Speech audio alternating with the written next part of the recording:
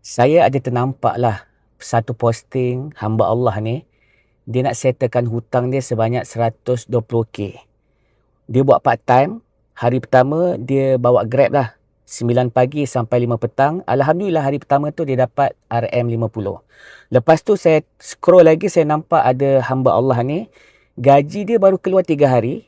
Kan? Lepas tu dia bayar semua komitmen dia, end up dalam akaun dia hanya tinggal RM71 sahaja. Situasi ini sama tak macam korang? Cuba korang komen sikit. Sebenarnya, saya pun pernah berada dalam situasi macam ni. Bila saya banyak bergaul dengan macam-macam jenis manusia, terutamanya orang kaya dan juga kebanyakannya orang-orang yang hidup sederhana macam kita ni. Mindset orang kaya ni, dia berbeza. Tak macam mindset kita. Mindset orang kaya, dia nak jimat masa. Tapi mindset orang yang macam kita ni, kita nak jimat duit.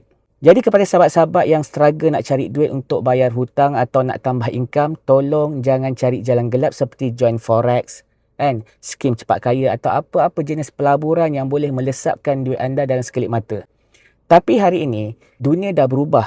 Belajarlah berniaga dan kena bijak membuat keputusan. Cuma saya nak beritahu, hari ini ramai orang masih gunakan cara yang lama, sedangkan peluang hari ini jauh lebih besar dan boleh jimat masa.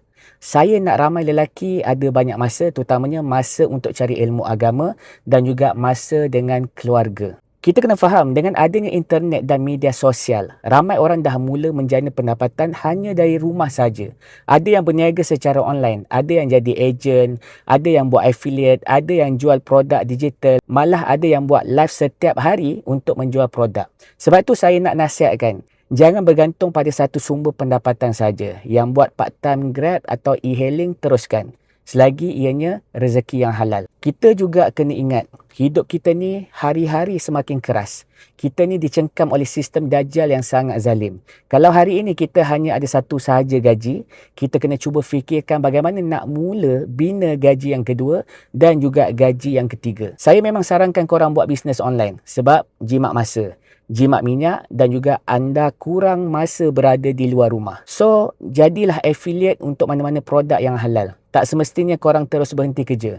Mulakan dulu secara kecil-kecilan, belajar sedikit demi sedikit, bina kemahiran dan konsisten. Cari masa 1 hingga 2 jam saja untuk explore dalam dunia bisnes online. Kita kena terima hakikat sebab realiti kos sara hidup semakin meningkat. Harga barang cepat sangat berubah dan mahal. Komitmen hidup makin bertambah dan kita sendiri tak tahu apa yang akan berlaku pada masa depan. Jadi sementara masih ada masa, gunakan teknologi yang ada. Belajar berniaga secara online, bina satu sumber pendapatan tambahan yang boleh membantu diri sendiri dan juga keluarga anda. Saya nak bagi semangat pada korang. Korang tengok pendapatan student saya ini. Mereka ini hanya berniaga di rumah saja tanpa tunjuk muka mereka. Korang bayangkan, mereka boleh buat pendapatan sampingan dengan 4 hingga 5 angka sebulan.